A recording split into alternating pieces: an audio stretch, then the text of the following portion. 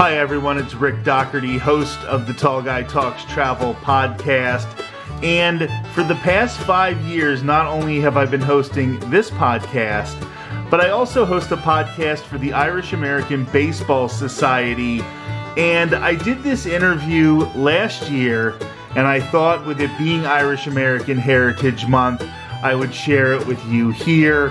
It's had some time, so the members of that organization were able to hear it, had plenty of time, and I don't think it's a conflict of interest. This is an interview with Damian Shiels, author of Green and Blue, Irish Americans in the Union Military, 1861 to 1865, Conflicting Worlds, New Dimensions of the American Civil War. Let's welcome Damian to the show right now. Thanks for being here. Thanks a million for having me on, Rick. I appreciate it. So this is something that fascinates me, is how we talk about on the Irish Baseball podcast a lot about how the Irish used baseball as a way to ingratiate themselves into the larger American society. That baseball was a job that Irish immigrants, first, second generation Irish people could get this job, and it would give them a certain amount of notoriety. It would give them a certain amount of exposure that made them feel more American. Well, I think the one place where this happened maybe more than baseball was in the Civil War, because I don't think people realize exactly how many Irish and Irish Americans fought in the Civil War. Would you say that through your research, this is one of the ways that the Irish really started to feel American? Yeah, that's true, Rick. It's kind of there's a two-part answer to that, I suppose. So you were talking about the numbers who fought. Like, one of the things, and I discussed it in my book, is we've been underestimating the number of Irish who fought in the Civil War actually for a long, long time. We had to do a new analysis of it. Like, you'd read in a lot of books about how the Irish were actually underrepresented, because, as we know, there were so many Irish in the United States at that time. 1.6 million Irish-born people were living in America when the Civil War broke out. Like, colossal. 1 in every 4 people in New York City have been born in Ireland at the start of the Civil War. Like, these are gigantic, and New York, of course, is very important for baseball. But yes, like, I was keen to look at them across service, and what you see is you see some of these new immigrants who are very keen to kind of show their commitment to the United States. But one of the other things you see is you see a lot of these Irish people who feel that they're already American. They're already part of the United States when the war breaks out. And so they're really keen to do their duty by their country. And we'll have to get to it, because we'll discuss some of the work I was doing. But one of the quotes I actually use in the book from a letter I found to actually demonstrate that point of how they viewed themselves as American as well, actually is a quote about baseball from the Civil War. So it ties it all in together. Oh, well, I have to hear this one then. So why don't you tell me about this quote right now?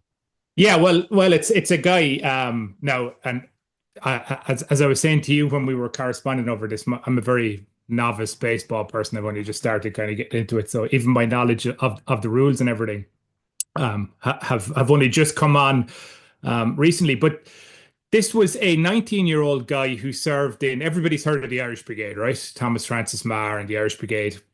There was one other brigade that was ethnically Irish in the US military at the time, and that was Corcoran's Irish Legion, the Irish Legion. A lot of really dedicated Irish Fenians and things were in that unit.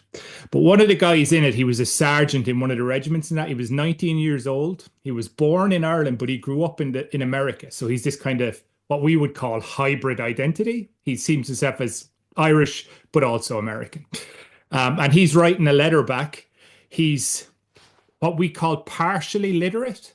So he's not able to like write very well. So like it's very hard to read his letter. It's really difficult because he spells phonetically and it's kind of all over the page and everything.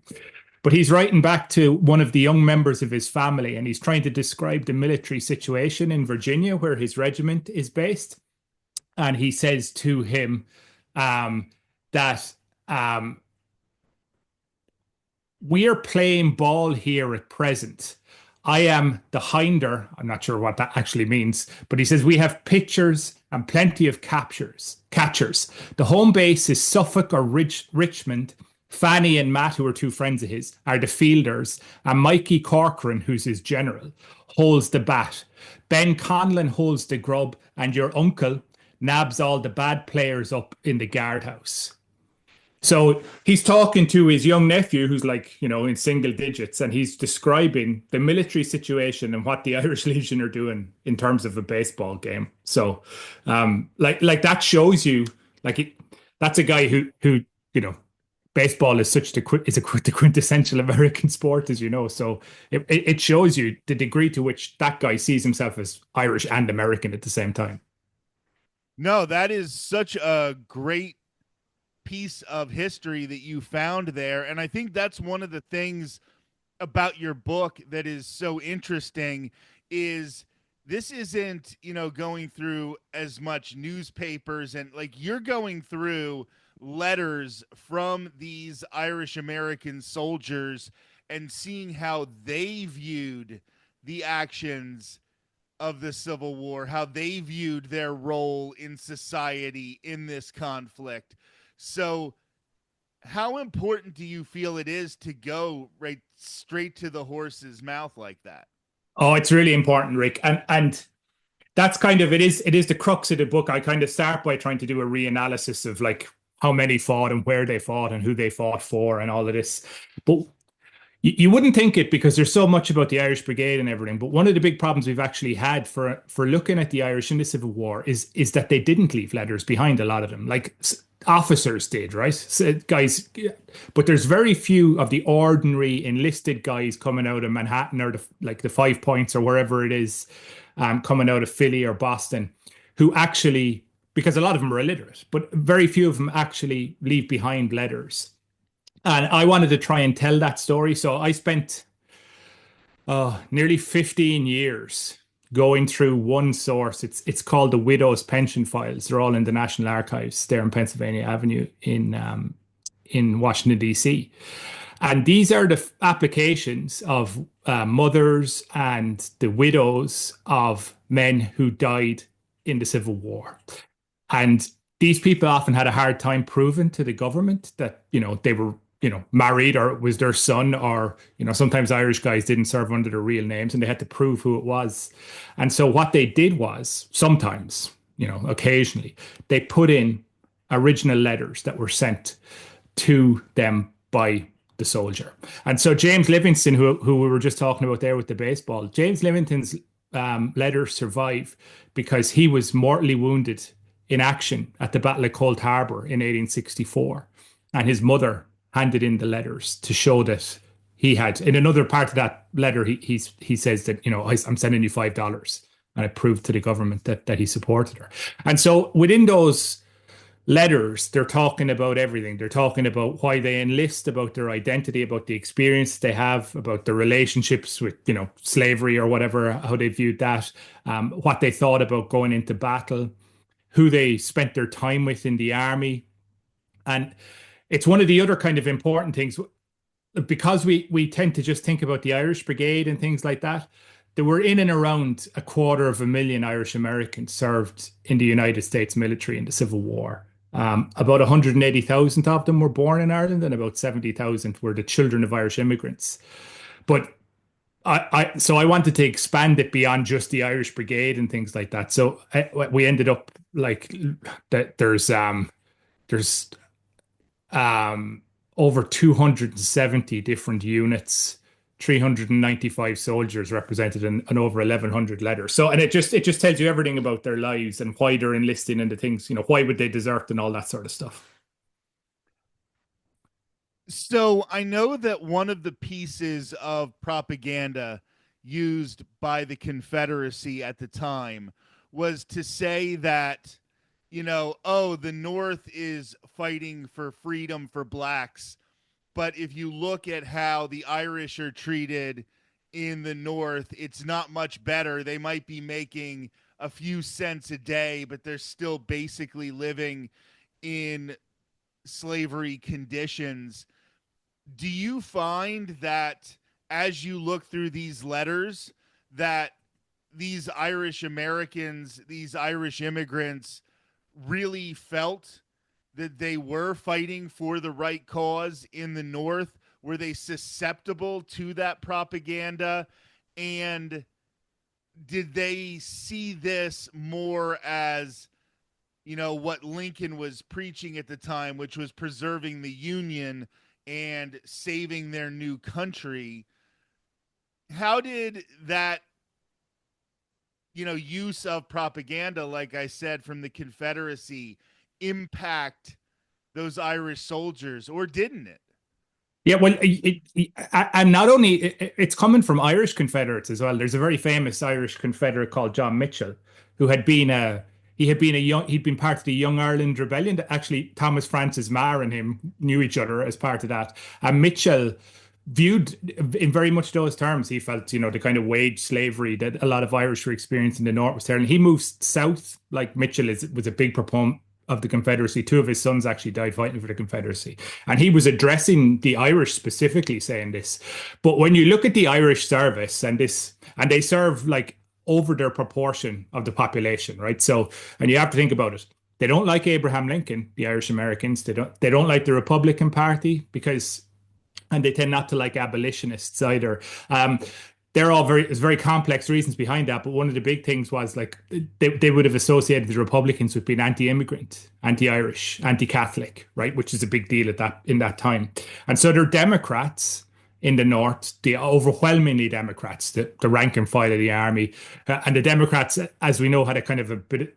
They didn't go to war um, in relation to slavery, and the Irish you can't generalize when you have a 250,000 men, but to generalize a bit, the vast majority of them are going for two reasons. There are two reasons that they serve, and that is the preservation of the Union of the United States of America, their country, because they saw it as a huge threat, the Confederacy trying to rip the country apart. And economics does play a role in it then as well. And often they're kind of mixed in with each other. It's very rarely one or the other, but they're the kind of two primary drivers. And so, and there's a very good book by a guy called Professor Gary Gallagher. Like he's a really good Civil War historian. He writes a book called The Union War, and he shows the degree to which the Union was what was really important. It's kind of harder, I think, for us to understand today that concept that they had of its importance for them. But it's hugely motivating for Irish guys and some guys who are just literally off the boat. Like I have guys who arrive in the middle of the war and they're talking about this that they need to preserve the American Republic and to kind of stop, that there was a counter argument that you could put where the Irish did do this, where you would look at the kind of planter class in the South and go, well, that's very similar, isn't it, to the British landlord class back in Ireland? Like this kind of structure in a society, we don't want that, do we? And so that was the kind of counter argument that a lot of guys in the North put forward. But like fundamentally, like and in the book, I think with the numbers that serve, you can see that it didn't work. That argument that the South had, because why are they all serving like to that degree when, as I say, they don't like so many things about Abraham Lincoln and the Republicans, and they don't really want equality with African Americans either, because they see it as an economic threat. And so you've got this scenario where even with all that, they're still serving in these massive numbers, and that's really down to preserving the United States, preserving the Union. And I think when you talk about this, I'm sure a lot of our listeners know, but it's worthy of a reminder that the Republican Party was so new at the time that these members, the high profile members of the Republican Party, were coming from the Whigs, but also some other parties. And some of those secondary parties that weren't the Whigs were extremely anti immigrant and extremely, on top of that, anti Catholic. So while it's easy to look back in hindsight and be like, well, how could they not like Abraham Lincoln? Yeah. It, a lot about the company with which he surrounded himself was um, a lot of times very, very anti Catholic. I know I'm from Lancaster, Pennsylvania originally, and we had the great representative Thaddeus Stevens. And, we praise him a lot because Yeah. very, very progressive in one way. And he did very much see black people as being equal to white people. But he was, in his earlier days, he was not a fan of Catholics coming from European Yeah.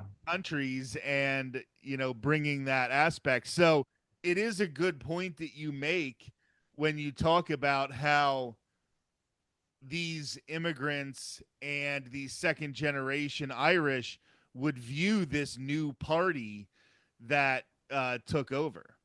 Yeah, like as you alluded there, like there was that party in the 1850s called the Know Nothings. So Lincoln is the first Republican president, but the Know Nothings, and like it's not all the Know Nothings, but certain numbers of the Know Nothings go into the new Republican Party, and the Know Nothings were like virulently anti-Catholic. I mean, they just did not, and there had been the rise of the Know Nothings was relatively brief, but it was in the 1850s, so it's it's not very far from the Civil War, and it's big in cities where the Irish are in large numbers. So the likes of New York by far the biggest, and Philly is the second, and then on down through the list. And so like they see that, and the Democrats were the ones who said, "Oh, hang on, the Irish are a good vote here. We'll start to nurture them along." Yeah, and I just we look back in things now, and it is, I'm a big fan of Lincoln, like, but you look back now, and it's very easy, I think, in hindsight, to look at these things in a very kind of the a black and white version of events. There's the good people and there's the bad people, but things are a lot different, particularly if you're somebody who's really living on the margins of society, like white working class urban people were in these cities. Like their living conditions could be really challenging. You're consistently concerned about your next wage. A lot of these guys are day laborers, so they're going, and every day they have to go and try and find new work. They're living in rented accommodation, so like they never have a huge amount of stability, a lot of them, in their lives. And obviously, their primary concern is for their own future and that of their families. And so, like, yeah, maybe doesn't get spoken about enough how many of the abolitionists were very, very anti-Catholic. So there are like significant numbers. So, you know, that's not going to make Irish immigrants who are there big fans. And as I say, there was the threats, and it did lead. And I mean, I discussed this in the book. Like there is no question about it. Um, the Irish were not very good when it came to race relations with African Americans. They were fairly of one view whenever they referenced African Americans in their correspondence. But interestingly, it doesn't appear to have impacted them after the Emancipation Proclamation came in. They're still enlisting in the military. They're still staying in the military even after that. So, yeah, it's a complicated story. Is there any record of politicians like Abraham Lincoln and some of these other high ranking Republicans who maybe did talk poorly about Catholic immigrants or maybe did have these views that they weren't really American, that as the Irish showed through the Civil War that they were willing to fight for the preservation of the Union, that these politicians did start to change their views of the Irish? So not really is the answer to that. Lincoln himself wasn't anti-Irish, really. Yeah, and a lot of Republicans, I think it would be, we should say, weren't anti-Irish. There were elements of the party of it. But what the good, I suppose, that the Irish had done in enlisting in the war in such large numbers was undone, in large part because of the New York City draft riots of 1863, which when the draft is starting, if any of your listeners have seen Gangs in New York, That's a major element of that movie.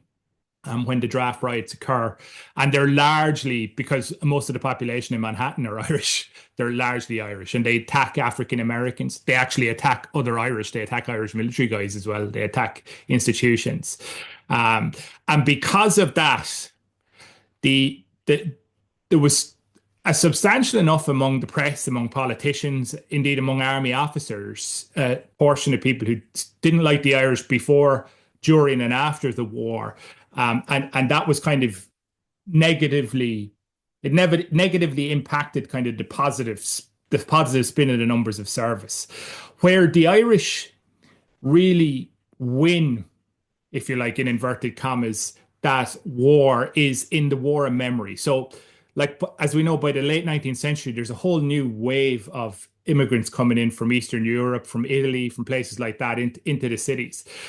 And during the Civil War, the only two major groups, immigrant groups, were the Germans and the Irish. And so the Irish were able to look back, say in the late 19th century, the early 20th century, they were able to look back and say, well, all these new immigrants, they weren't here for America's greatest crisis, but we were.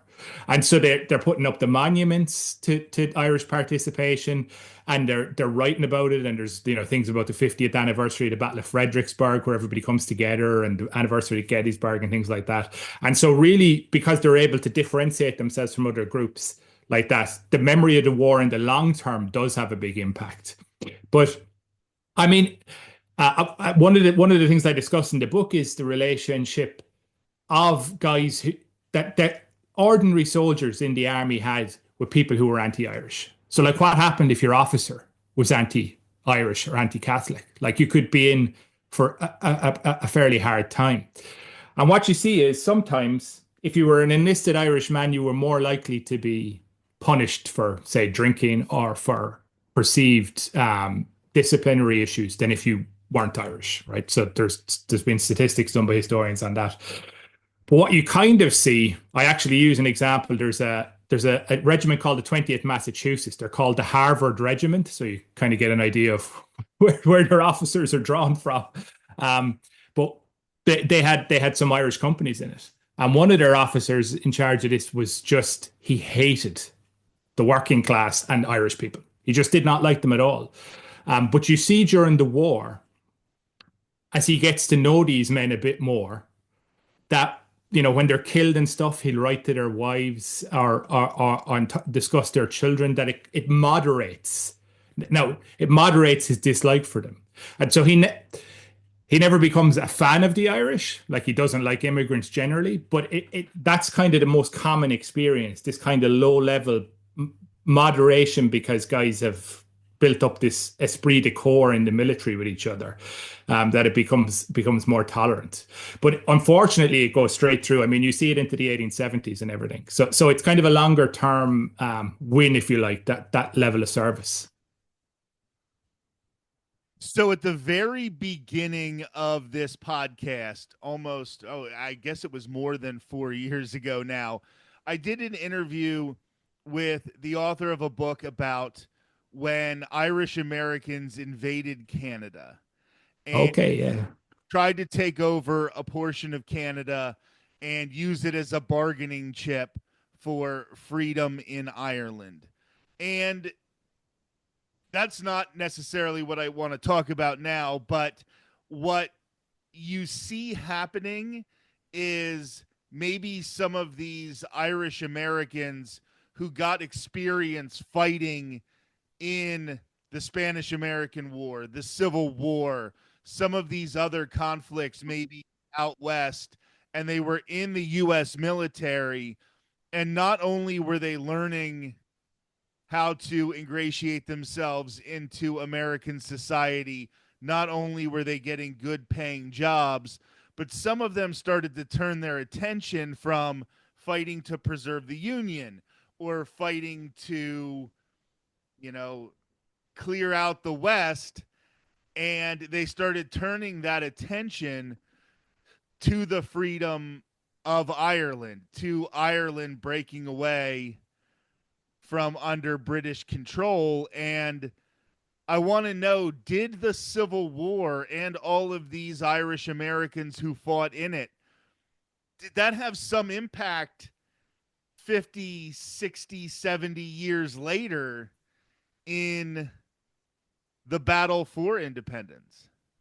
It does, and I will well definitely chat about that now in a second. And actually, we're around the anniversaries of the 1867 Fenian Rising, which I'll mention too. Just in a minute. I will say this in relation to the Fenian movement, which is that movement, these guys who believe in using physical force to get an Irish Republic in this period. And it normally gets an awful lot of attention. It's often said to be like a one of the main motivators or a major motivator for Irish enlistment. So I had a really hard look at that, and I found that actually it wasn't. That very, very few men enlisted in the Union military during the Civil War because they wanted to get military experience for the Fenian movement. And if you look at a lot of the guys who were involved in things like the Fenians who come back to Ireland, most of them, nearly all of them, in fact, are officers. That the enlisted men don't do it so much. That actually their main interest in Ireland is getting money to get their family to come over. That's their number one interest. I mean, they are supporting the Fenian movement and they probably give money to it and they go to meetings and things, but they're not necessarily interested in fighting. But that said, and so I discussed that element in the book. But um, it is the guys who do get involved in the Fenian invasion of Canada or coming back to Ireland do have a major impact. If you look, the 1867 Fenian Rising was a bit of a disaster in Ireland. It didn't really go anywhere. One of the problems with that is you had a bunch of Irish officers who were just out of the Union Army who were hopping off the boat in Dublin, still wearing, revolvers around and wearing these American boots and stuff like this. And the British were just picking them up straight off the boat effectively. And they put a load of them actually in prison, and there are mugshots of these guys. Loads of them are veteran officers of things like the Irish Brigade and the Irish Legion and things like that. But if you look at the proclamation that the Fenians put out immediately after in 67, which the 1916 proclamation draws upon, it's using the American, it's using the United States declarations as a kind of an inspiration. The flag that the Fenians use in 1867, like, is based on the American flag and everything. And I used to live in East Cork, and again to talk about identity and everything. There's during the Napoleonic Wars, they built these round that they're called Martello Towers all over Ireland to kind of defend against French invasion. And there was the only one that was ever successfully attacked was taken in the 1867 Fenian invasion when like three lads in a rowboat came up and took it. But the guy who was in charge of that was a New York-born American Civil War veteran. He had come back specifically just to be involved in it. And they put Civil War officers, guys with military experience, were in charge of a lot of the districts. So by the time 1916 comes around, and you'll read it if you're reading about kind of guys who fought in the Irish War of Independence and stuff. They'll talk about the local Fenians in their area and things like that, and all that. I mean, so it has a massive impact. There's no question of it. But in terms of the actual Civil War itself, I think very few people are actually enlisting. Going, I discuss it like there's one of the guys. He served in a New York unit called the New York Irish Rifles. And he gives a speech when he gets promoted to the officer, and he talks about going back to Ireland when this is over. He says all that, and he's writing to his father, and he said, I spoke about us going back to Ireland and all that sort of thing, like kind of this. But when it came to it, he re-enlisted in the U.S. regulars, and he was killed at Spotsylvania Courthouse in the U.S. in 1864 with the U.S. regulars. Like he didn't look to go back the minute he got some experience. So it's really interesting, but it certainly was very important at different levels for a lot of those guys. Yeah, I guess that I never really thought that they were joining the Union Army or either side of the army as like a preparation, but I guess I was wondering if it like brought up these thoughts of, well, if we can help this power at this point, like the United States was a power by this time. If we help them preserve their union, maybe there could be some thoughts of independence for Ireland.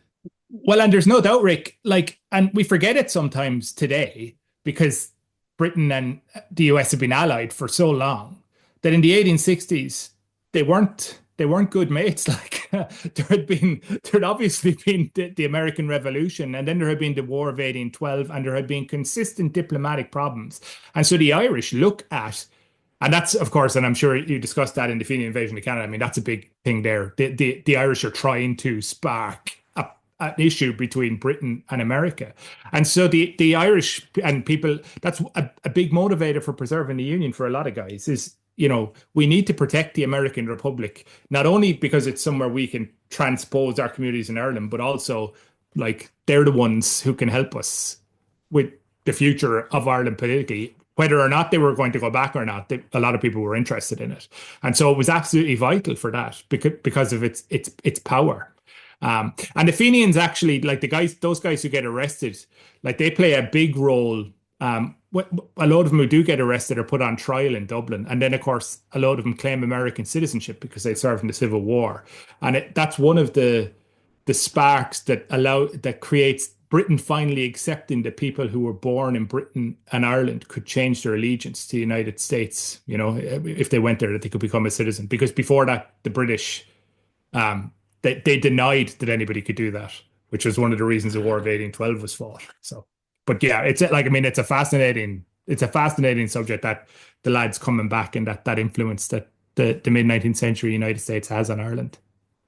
Well, and you mentioned the Emancipation Proclamation, and a big part of Lincoln making that proclamation was he was scared, and with good reason, that England would join with the Confederacy in this war, and then it would have been over.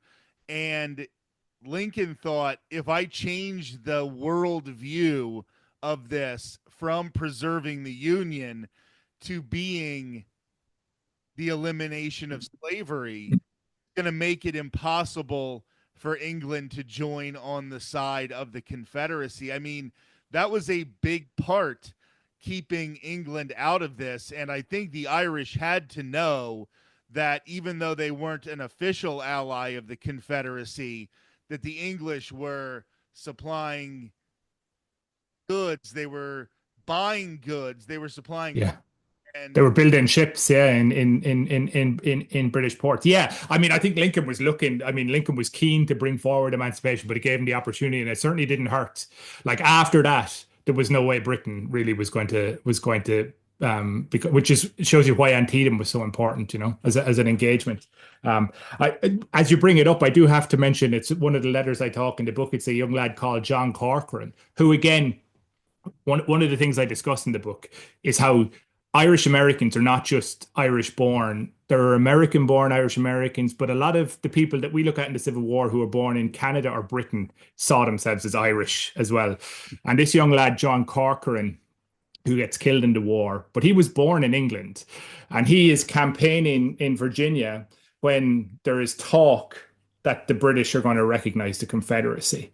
And he goes crazy. He goes crazy. Well, number one, he starts going on about orange men and stuff like that, and says, "Oh, any of those guys trying to avoid being recruited into the Union Army must all be orange men, because like any proper Irishman would, as he called them, proper Irishmen would enlist."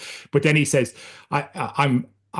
You may feel that I'm too hard to say this against the country of my birth, but if England recognizes, I'm paraphrasing, recognize the Confederacy, if I catch any of the red rascals," he said that he would kill them, like any English guys wandering around the place. But Ireland, and he talks then about the Great Ireland and everything. But and in the very next sentence, he talks about how he's willing to die for the United States to get to Richmond. It's on to Richmond, and he does die for the United States. But it shows you, like, they're very clued into what's going on. Right, that's it. That was earlier in 1862. He wrote that letter, and he wasn't having it anyway.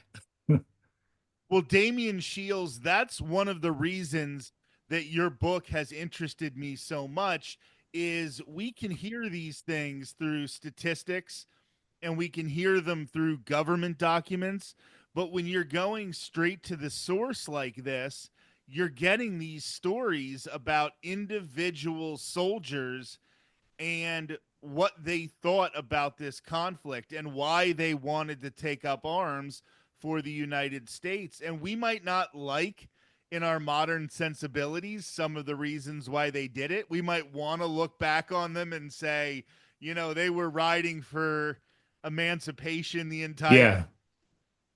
But in the long run, they found themselves on the right side of history, and they had real, legitimate reasons to fight in this war. And I will say, if I'm going to give them a little credit from a different time, they could have easily overlooked all the benefits of fighting for the North and just let their feelings about African Americans impact their decision, and they didn't do that.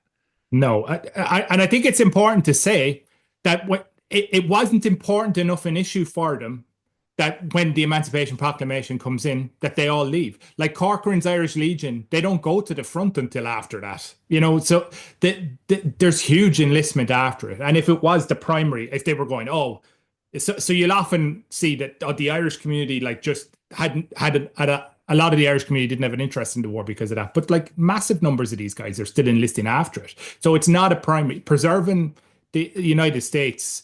And a lot of them you can see like guys who become veteran volunteers, they re-enlist and everything. And there are definitely some of them who turn into that group, you know, who see that it is emancipation is important because it helps to win the war apart from anything else. But yeah, like and you get this big spread of guys, like as I was saying, there are guys straight off the boat who are saying, like there's a guy now, he's serving on the naval blockade, a guy called Patrick Finan from County Sligo, and he's writing back to his dad. And to talk about how long communications can take. He was off Charleston on a Union vessel, and every couple of weeks he's getting letters back and forth from his dad in Sligo town, who's telling him about sheep running over the hills and everything, and telling him about the neighbours. And the dad is inquiring about one of the neighbours' sons, who's a Confederate artilleryman in Charleston. But he finds out, Finan, who came during the war, that about the that they're going to start drafting guys more or less once they declare that they want to become citizens when they land. And he says they should be drafting them the second they step off the boat. If they want to come here to this country, that they should fight to protect the country and not just be like looking to try and take advantage, which is incredible, like for someone like that. So you can see that kind of depth of feeling. I'm Rick Doherty. I hope you enjoyed that special interview with Damian Shiels, author of Green and Blue, Irish Americans in the Union Military, 1861 to 1865, Conflicting Worlds, New Dimensions of the American Civil War. That interview, like the book, about a year old now, but I thought it would be fun to share it as part of Irish American Heritage Month. I hope you enjoy another brand new episode of Tall Guy Talks Travel with Rick Doherty coming up this Thursday. Like, comment, and subscribe.